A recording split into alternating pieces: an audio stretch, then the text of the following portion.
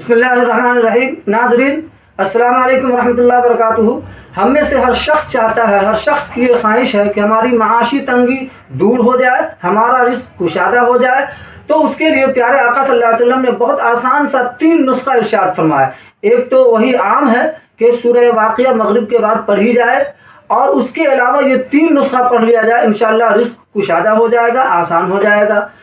जैसा कि सहल बिन साद रज़ियल्लाहु ताला अन्हु से मरवी एक कौल है जो अल-कौल बदी सफ़ा नंबर 124 में मौजूद है। वो फरमाते हैं कि एक शख्स हुज़ूर पाक सल्लल्लाहु अलैहि वसल्लम के पास माशी तंगी की शिकायत लेकर आया। उसने कहा तो हुज़ूर पाक सल्लल्लाहु अलैहि वसल्लम ने उन्हें 3 नुस्खा बताया।